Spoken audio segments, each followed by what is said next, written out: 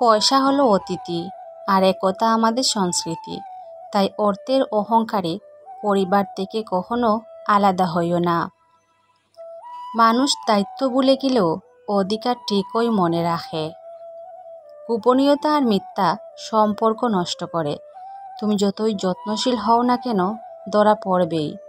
যা অন্ধকারে ঘটে তা আলোতে আসবেই। বিবেকের বিরুদ্ধে কখনো কিছু করো না, এমনকি পরিস্থিতি চাপ দিলেও না। আপনার মাতা পিতা অশিক্ষিত হওয়ার কারণে আপনি কখনো লজ্জাবোধ করবেন না।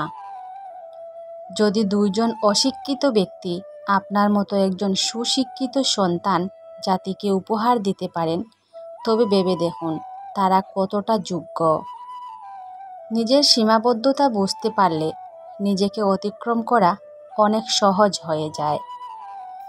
মৃত্যুই জীবনের চূড়ান্ত বাস্তবতা, নিমেষেই সব স্বপ্নকে নিঃশেষ করে দেয়। সুতরাং সুখ শান্তিতে থাকার অন্যতম একটি মাধ্যম হল মৃত্যুকে অধিক স্মরণ করা। তাহলে দুনিয়ার জীবনে প্রত্যাশার চাপে কখনো পিষ্ট হতে হবে না। কাউকে তার অতীতের অপকর্ম নিয়ে খোঁটা দিও না। কে জানে, সে হয়তো তওবা করে রবের কাছে তোমার থেকেও উত্তম হয়ে গেছে। প্রকৃত পথিক কখনো থেমে যায় না, প্রয়োজনে নতুন করে পথ তৈরি করে নেয়। চোখের আড়ালে যে থাকে, মানুষ তাকে দ্রুত ভুলে যায়। অতীত জুড়ে একরাশ স্মৃতি, আর বর্তমান জুড়ে শুধুই ব্যস্ততা। পাথর 1000 বছর জলে পড়ে থাকলেও তার ভেতর জল কখনো ঢুকে না, কিন্তু মাটিতে জল লাগলে তখনই গলে যায়। যারা বিশ্বাসী তারা 1000 বিপদে পড়লেও হতাশ হয় না, কিন্তু অবিশ্বাসী মানুষের মন সামান্য কারণেই টলে যায়। চোখের পানি মুছে ফেলার চেয়ে তাকেই মুছে ফেলা উত্তম, যার জন্য প্রতিনিয়ত চোখের পানি ফেলতে হয়। মানুষ তীব্রভাবে চাওয়ার পরও তা না পেলে তার প্রতি ঘৃণা চলে আসে। আমি কিছু মানুষের অহংকার বাড়িয়ে দিয়েছি, যারা যতটুকু সম্মান পাওয়ার যোগ্য আমি তার থেকে অনেক বেশি সম্মান তাদের দিয়েছি। কাকে দেব দোষ? আমি কাকে করব দোষী? মিথ্যা মায়ায় জড়িয়ে আমি চোখের জলে বাসি। জীবনে পরিবর্তন আর যন্ত্রণা, এই দুটো জিনিস মেনে নিতে পারলেই তুমি সুখী। তোমায় সারাদিন ভালো রাখার যতই করি আয়োজন, দিন শেষে বারবার তুমি বুঝিয়ে দাও আসলে আমি তোমার শুধুই প্রয়োজন। জীবনকে বুঝতে চাইলে পিছনে ফিরে দেখো, আর জীবনকে গড়তে চাইলে সামনের দিকে দেখো। পরিকল্পনা সম্পন্ন একজন বোকা পরিকল্পনাহীন প্রতিভাবনাকেও হারিয়ে দিতে পারে।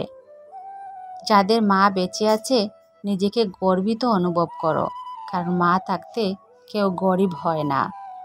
হারানো সময় পিছু ডেকে যায়, চলে যায় বহুদূর।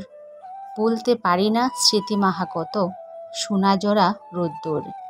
শৈশব এসে ডাকে কতবার, আসে না রাতের ঘুম।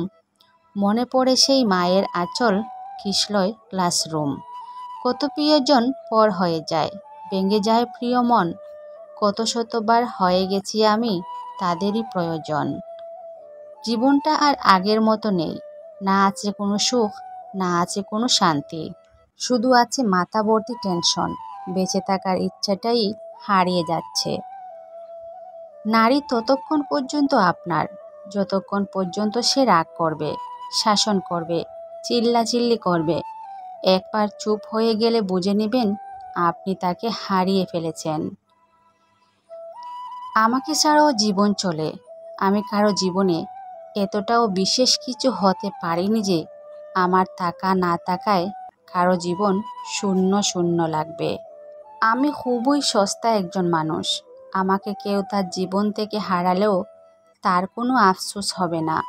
আমাকে ছাড়াও সবার জীবন সুন্দরভাবে কেটে যাবে। খারাপ সময় নাকি ভাগ্যটাই খারাপ জানি না, যে বয়সে সবচেয়ে বেশি আনন্দে থাকার কথা সেই বয়সে পাহাড় সমান কষ্ট নিয়ে কাটাতে হচ্ছে।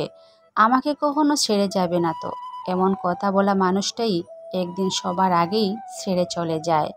একজন মানুষ যতই শক্তিশালী হোক না কেন, তার প্রিয়জনের কাছে সে সবসময় দুর্বল। জীবনে বড় হও, কিন্তু কাউকে ছোট করে নয়। জীবনে হাসো, কিন্তু কাউকে কাঁদিয়ে নয়। জীবনে জয়ী হও, কিন্তু কাউকে ঠকিয়ে নয়। জীবনে সুখী হও, কিন্তু কাউকে কষ্ট দিয়ে নয়।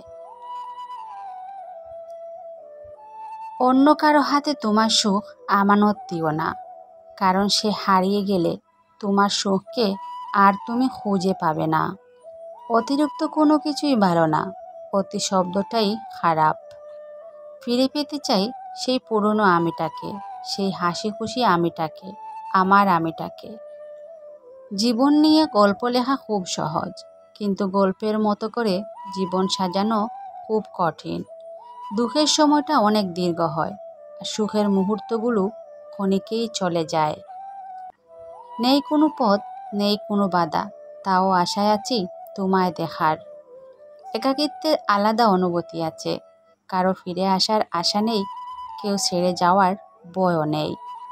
যে আজ আমার মধ্যে হাজারো কমতি দেখেছে, সে একবার বলেছিল তুমি আমার মতোই। ক্লান্ত হয়ে পড়েছি তোকে বোঝাতে বোঝাতে আমার ভালোবাসা। ক্লান্ত হয়ে পড়েছি তুই আমায় ভালোবাসিস না এটা শুনতে শুনতে। মানুষ সবসময় ভাগ্যের কাছে হারে না, কখনো কখনো প্রিয়জনের অবহেলা আর বিশ্বাসের কাছেও হেরে যায়। আজ আমি বেঁচে আছি, কিন্তু এক অন্ধকার কুয়োর মধ্যে। অল্প আলো তো দেখা যায়, তারপর সবই অন্ধকার। অভিমান বড্ড খারাপ একটা জিনিস। কিছু বলাও যায় না, সহ্য করাও যায় না, কিন্তু ভিতরটাকে কুড়ে কুড়ে খায় আর শুধু নীরবে কাঁদায়। অধিকারের জায়গাটা যেখানে শূন্য, অভিমান আর প্রত্যাশা সেখানে মূল্যহীন।